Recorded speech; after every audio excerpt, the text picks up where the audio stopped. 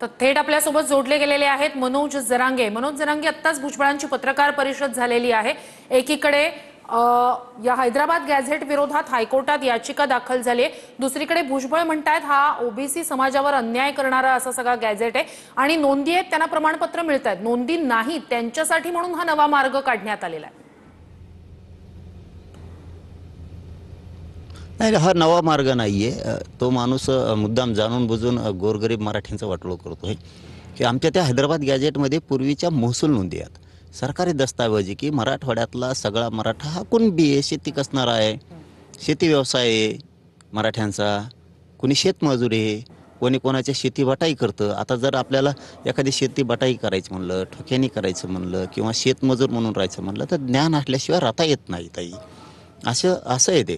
आणि शेतीचं पण ज्ञान लागतं तरच तो शेतकरी होऊ शकतो। जरी त्याच्याकडे जमीन नसली तरी जमीन असणारा इतकंच ज्ञान त्याला सुद्धा शेतीतल्या व्यवसायातलं आहे। पेरणी कशी करायची, खुरपायचं कसं, काढणी कशी करायची, मळणी कशी करायची, नांगर कसं हाणायचं, जनावरांचे दूध कसे काढायचे, हे सगळे व्यवसाय, शेतीत काबड कष्ट किती करायचं हे माहिती आहे। त्याच्यामुळं हा माणूस विनाकारण मराठ्यांच्या मुळावर उठलेला आहे आणि हे मराठ्यांनी ओळखलंय। म्हणून तर JR निघाल्या ना आमचा आता मुंबईला हैदराबाद गॅजेटच्या नोंदीनुसार, त्यावेळी जितके मराठे गरम होते आणि जितका उठाव केला होता त्यापेक्षा आता दुप्पट करायला लागलेत मराठे। कारण मराठ्यांच्या लक्षात आलं JR तर आपल्याला मिळाला, आपण मिळवलाय लढून, चटण्या भाकऱ्या खाऊन, उपाशी तापात चिखलात मुंबईत राहून हा माणूस आपलं वाटोळं करायला लागला। आता JRचं सुद्धा रक्षण आपल्याला करावं लागणार आहे। म्हणून मराठ्यात खूप मोठी खतखत आता निर्माण झाली। आमचं हक्काचं आरक्षण आहे, आमच्या हक्काच्या नोंदी आहेत, त्याला काय विरोध करता तुम्ही? हे मराठ्यांच्या आता घराघरात ही झाले। त्यामुळे घराघरातले मराठी आता तर मायमावल्या सहित सगळे पेटून उठलेत की आता रस्ते जाम करायचे सगळे जर आपल्या JRला धक्का लागला तर। हा का मुळावर उठलाय? गोरगरिबांच्या लेकरांच्या काय कळत नाही मला। गरीब मराठ्यांच्या, गरीब ओबीसीच्या लेकरांच्या सुद्धा वाटोळं करत हो हा माणूस। ओबीसीसाठी सुद्धा त्याची इच्छा चांगली नाही का मिळू नये। आता समजा आमच्या गॅजेटियरमध्ये बंजारा समाजाच्या नोंदी निघाल्यात का, ते ओबीसी नाहीत का? मग आम्ही जर ओबीसी विरोधी असतो तर आम्ही विरोध केला असता, लमानी समाजाला अजिबात आरक्षण देऊ नका का द्यायचं रे त्या गोरगरिबांच्या लेकराला? मीच सांगितलं बंजारा समाजाच्या लोकांना, उठाव करा बाबा हो, गोरगरिबांचा कल्याण होईल, तुमच्या आईबाप कवर उसत ओढतील।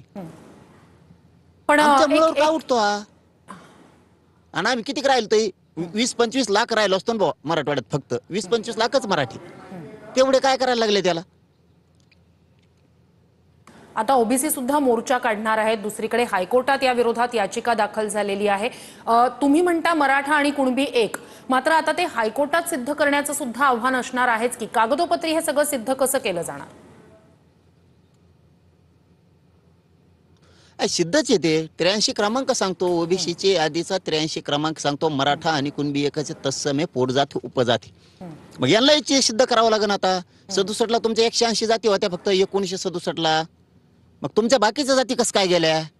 350-400 जाती कस काय झाल्या? पोटजात उपजात म्हणूनच ना, त्यांचा व्यवसाय एकसारखा आहे म्हणूनच ना। आमचा पण कुणबीचा आणि मराठ्यांचा व्यवसाय एकच आहे, आमचेही आरक्षणाचे निकष पूर्ण होत आहेत। आता सगळ्यांना आता सारखंच सामोरं जावं लागणार आहे। हो, तुम्ही आमचं वाटोळं करायला गेलात, तुम्हाला आत्तापर्यंत कोणी विरोध नाही केला का? गोरगरीब ओबीसीच्या लेकराचं कल्याण होतं, कशाला विरोध करायचा? आज आमच्या लेकराला तुम्ही विरोध करतात म्हणल्यावर आम्हालाही तुम्हाला करावं लागेल।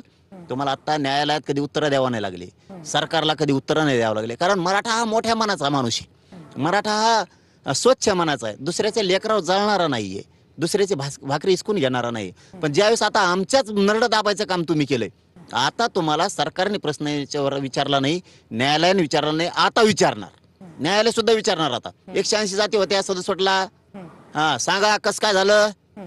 70 त्याच्या 400 जाती कस काय झाल्या? न्याय मंदिर आता विचारणार आणि सरकार सुद्धा देवेंद्र फडणवीस साहेबांचं विचारणार। आता तुम्हाला मंडल कमिशनने 14% आरक्षण दिलं, तुम्ही 30% आरक्षण कस काय? एक जात पहिल्यांदा गेली ती, नंतरच्या तुमच्या जाती कस काय आल्या? तुम्ही मराठा कुणबी एक नाही म्हणता ना, मग पहिल्या घातलेल्या जातीन तुम्ही बी एक कस काय? पहिल्यांदा एक माळी घातला तर बाकीच्या माळी कस काय आले? पोटजात उपजात म्हणून ना, सगळे सोयरे आहेत म्हणून। आम्ही पण एक पोटजात आहे, आमची उपजात आहे, आमचा व्यवसाय एक आहे। इथून मागं त्यांना उत्तरं नाही विचारले, कारण कुणी आडवं जात नव्हतं, कारण गरीबाच्या लेकराला खाऊ द्या वाटायचं।